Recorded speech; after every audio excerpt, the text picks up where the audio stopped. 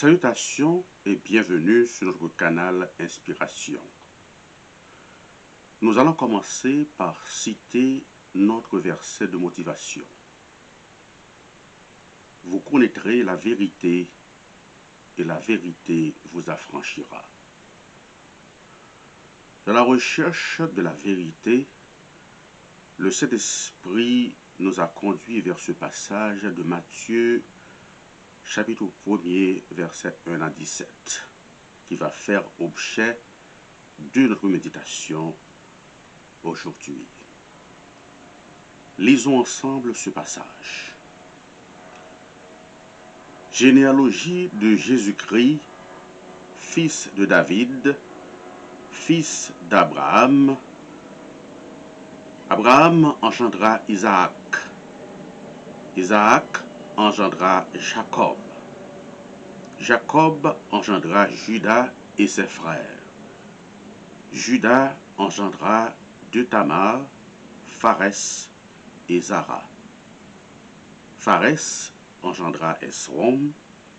Esrom engendra Aram. Aram engendra Aminadab.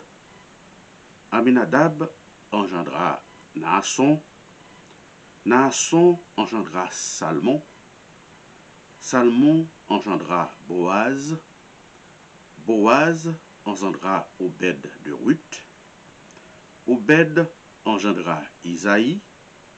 Isaïe engendra David. Le roi David engendra Salomon de la femme d'Uri. Salomon engendra Boam. Roboam engendra Abia. Abia engendra Asa. Asa engendra Josaphat. Josaphat engendra Joam. Joam engendra Ozias. Ozias engendra Joatam.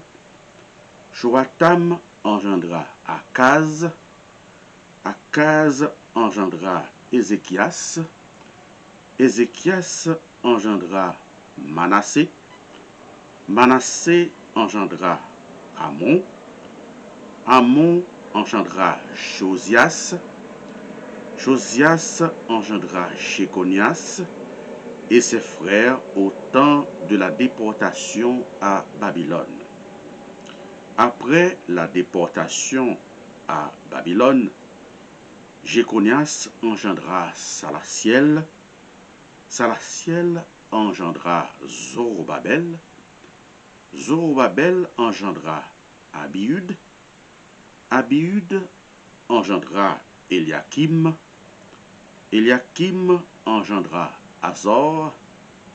Azor engendra Sadok. Sadok engendra Matan. Matan engendra Jacob. Jacob engendra Joseph, l'époux de Marie, de laquelle est né Jésus qui est appelé Christ. Il y a donc en tout 14 générations depuis Abraham jusqu'à David, 14 générations depuis David jusqu'à la déportation à Babylone, et 14 générations depuis la déportation à Babylone jusqu'à Christ. Notre sujet aujourd'hui est Christ seul peut nous restaurer, car il comprend nos défaillances. Avant de laisser la Bible expliquer la Bible, chantons ensemble ce cantique. Le nom de Jésus est si doux, numéro 19 des chants d'espérance.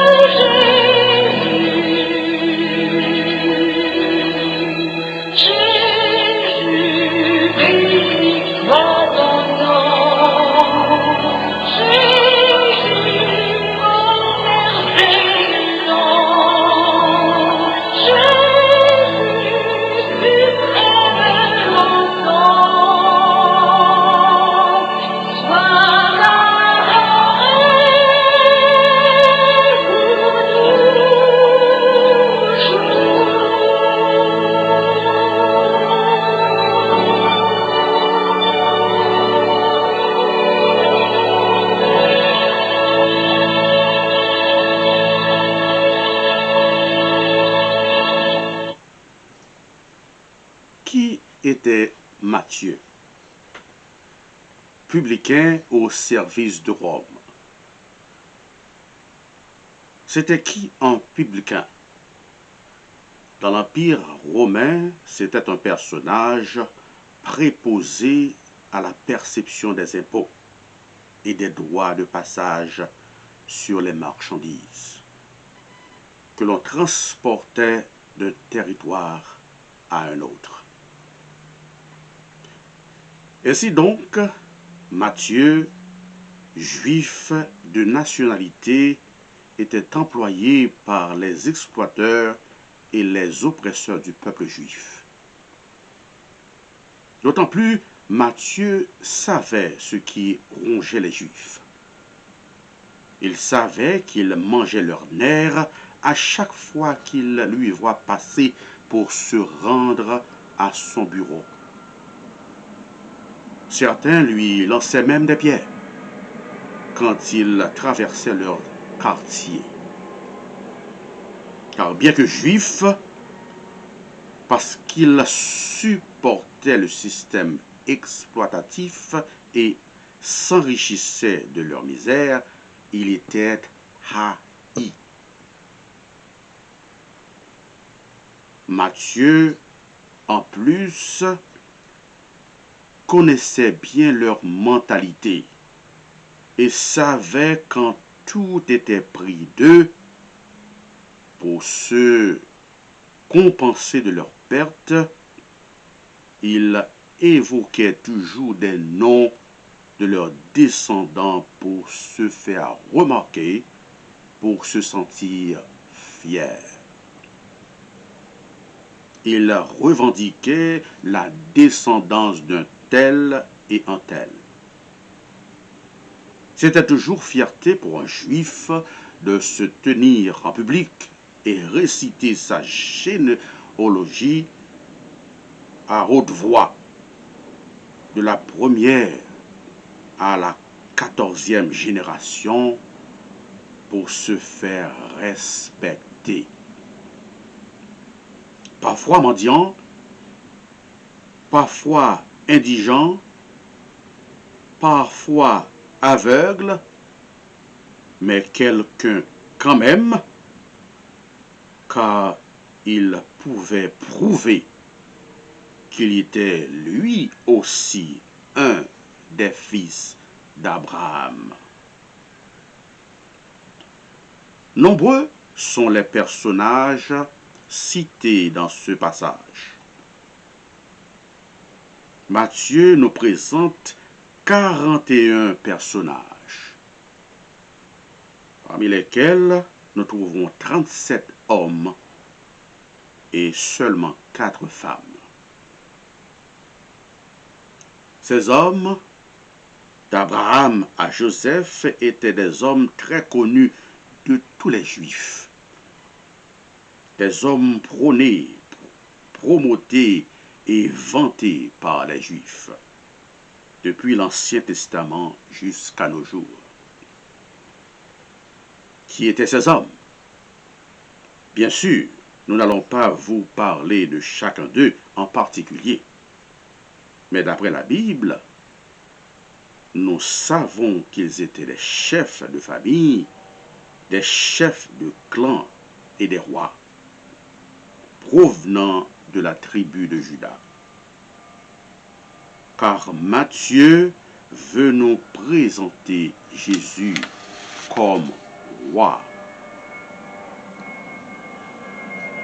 Le temps nous manque pour vous parler de 41 personnages.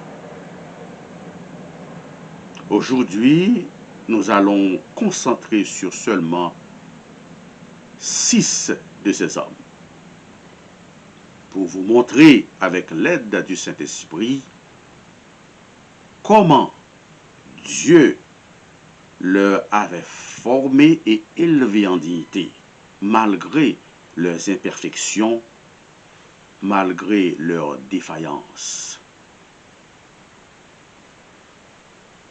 Parmi ces hommes, nous voulons citer Abraham, Isaac, Jacob, Judas, Jéconia, David et Salomon. Abraham, changement de nom, déplacement, très riche en troupeaux, traita alliance avec l'Éternel. Celui dont l'Éternel dit « Je suis ton bouclier ». L'Éternel bénit Abraham en toutes choses. L'Éternel rappelle toujours aux enfants d'Israël, disant « Je suis le Dieu d'Abraham ». D'après Exode 3, verset 6. Grâce d'Abraham que j'ai aimé. Ésaïe 41, verset 8. Abraham parle homme à homme avec l'Éternel. Mais Abraham était-il un homme parfait? Loin de là. Abraham avait 2 femmes, selon Genèse 16, Sarah et Agar, et même une 3e qui est Toura, de laquelle il a conçu 6 enfants. Abraham a menti plus d'une fois, d'après Genèse 12, verset 10. Abraham, étant un guerrier, a versé beaucoup de sang. Mais en dépit de toutes ses imperfections, Dieu lui a fait grâce, lui a élevé en dignité spirituelle, lui a placé parmi les pères de notre Seigneur Jésus-Christ. Isaac, enfant de la vieillesse d'Abraham, enfant de la promesse. Après la mort de son père Abraham, il devint le chef suprême des Hébreux. L'Éternel traita aussi alliance avec lui. Je multiplierai ta postérité comme les étoiles du ciel, selon Genèse 26, verset 4. Mais était-il un homme parfait? Non. Il a connu le péché comme vous et moi. Comme son père Abraham, il mentait. Il risquait la vie, la sécurité et l'honneur de sa femme Rebecca pour sauver sa peau, d'après Genèse 26. Il a dit par devant les gens de Guérard, des Philistins, que Rebecca était sa sœur. Mais en dépit de tout, Dieu lui a pardonné, car nous voyons son nom parmi les pères de notre Seigneur Jésus-Christ. Jacob, aussi enfant de la promesse, béni de l'Éternel. Genèse 28, verset 10. patriarche, muni d'extrême richesse. Dans son temps, il était symbole de force physique, intellectuelle et spirituelle.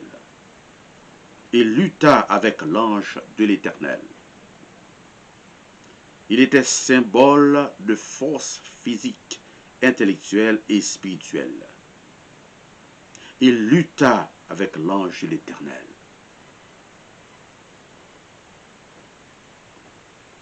L'Éternel dit qu'il est le Dieu de Jacob. Psaume 46. Montons à la montagne du Dieu de Jacob. Ésaïe 2, verset 3. Dieu lui-même rend témoignage de Jacob dans Psaume 78, verset 5. Et il a établi un témoignage en Jacob. Et dans Psaume 99, verset 4, l'Éternel exerce la justice et l'équité en Jacob. Mais était-il un homme parfait? Non. Regardons quelques-unes de ses imperfections. Vol par ruse et déception. Concubinage extrême avec Agar, Bila, Zilpa, en dépit de ces deux femmes, Léa et Rachel. Jacob trompa tout le monde. Son père Isaac, son beau-père Laban, son frère aîné Ésaü. En dépit de tout, l'Éternel changea son nom. Et dans Nombre 23, verset 21, l'Éternel dit: il n'aperçoit point d'iniquité en Jacob. Il ne voit point d'injustice en Israël. L'Éternel, son Dieu, est avec lui. Il est l'objet de son allégresse. Et il lui trouva bon assez pour lui compter parmi les pères de notre Seigneur et Sauveur Jésus-Christ. Parmi les 12 fils de Jacob, Matthieu a choisi de citer Judas. Judas, quatrième fils de Jacob et de Léa. Il ne participa pas à la vengeance pour sa sœur Dina.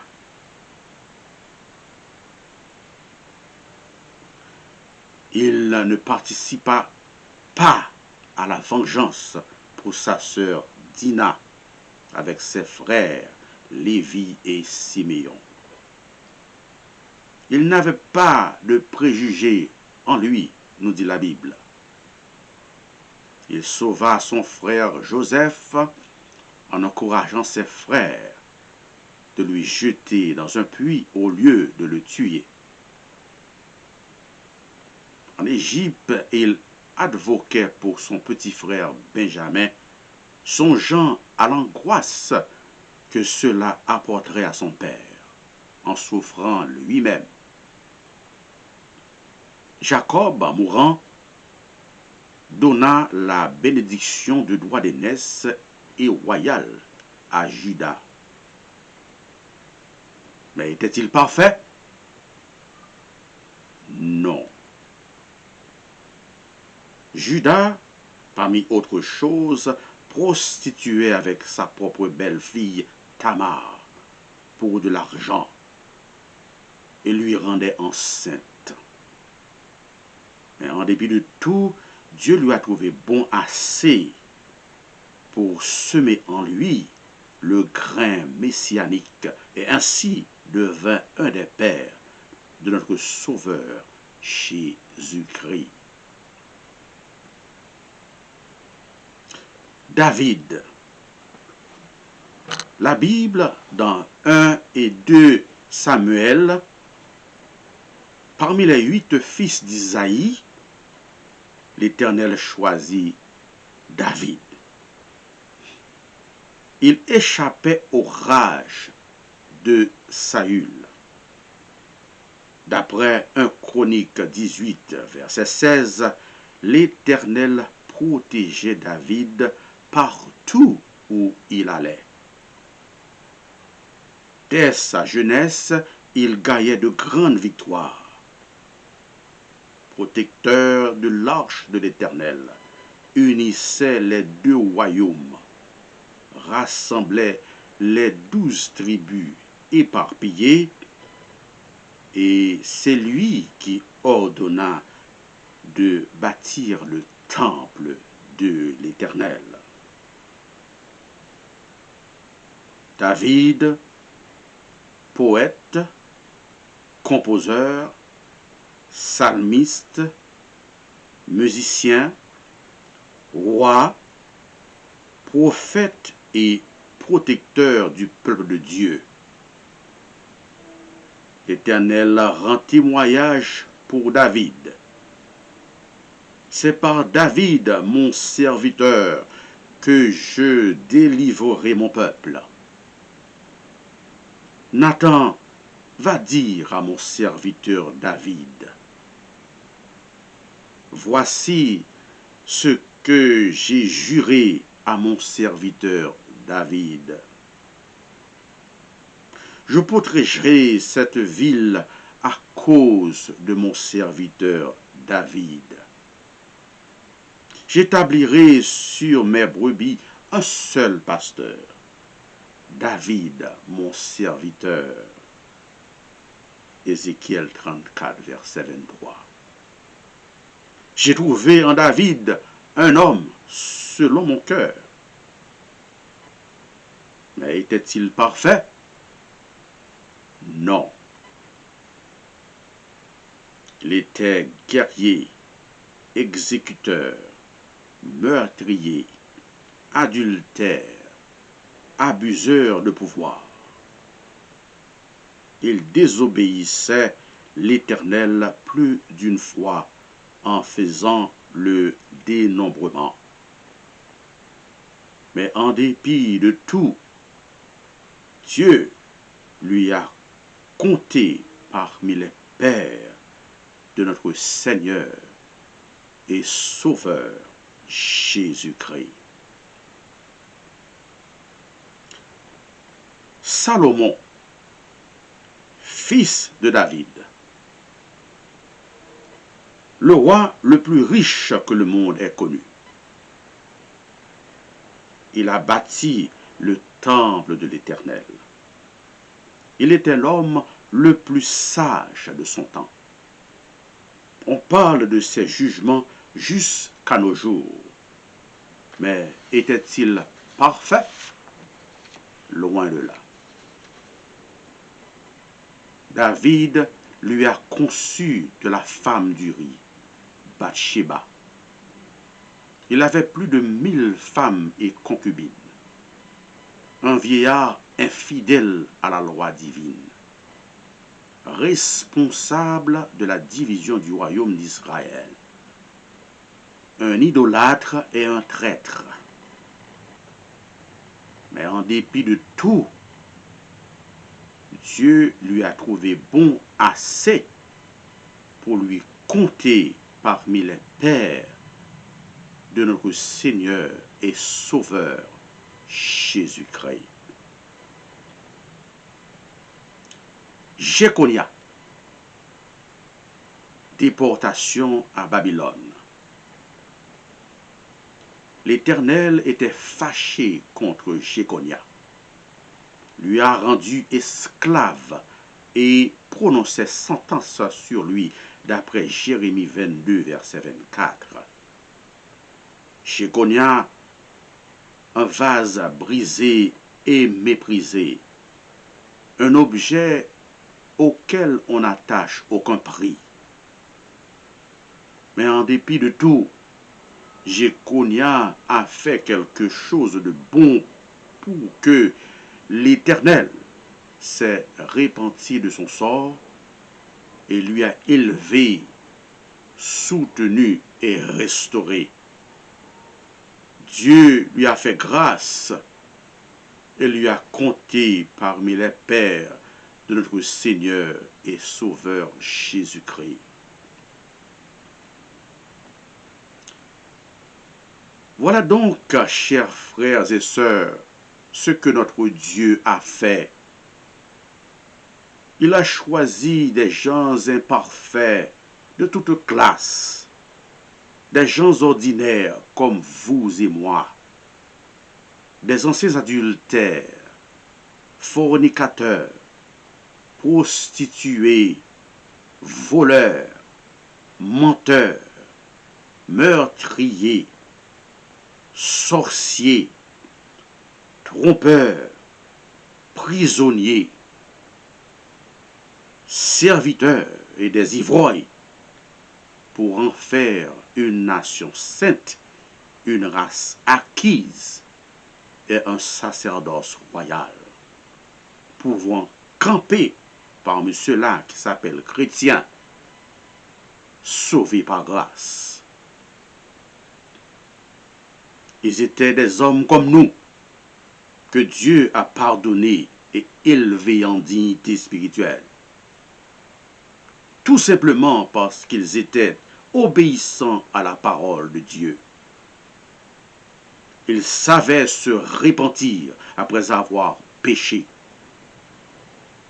Aujourd'hui, peu importe qui vous êtes, si vous êtes conscient de vos péchés et décide de les confesser d'après 1 Jean 1er verset 9, il, à savoir Jésus-Christ, est fidèle et juste pour vous les pardonner, vous purifier de toute iniquité et faire de vous fils de Dieu, héritier de la vie éternelle.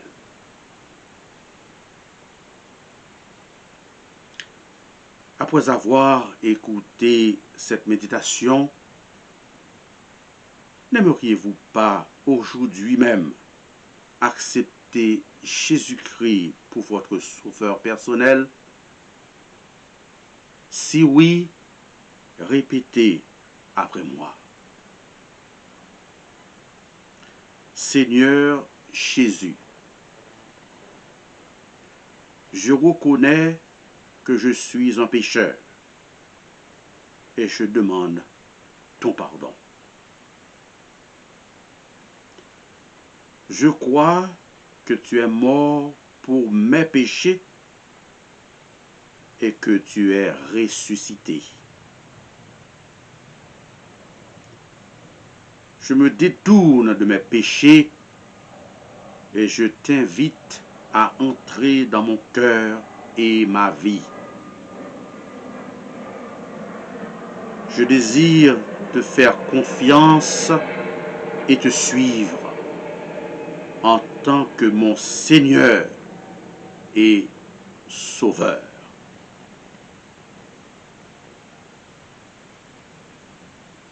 J'espère que vous avez passé un moment agréable et béni avec nous. C'était avec vous, révérend docteur Julio Saint-Preux.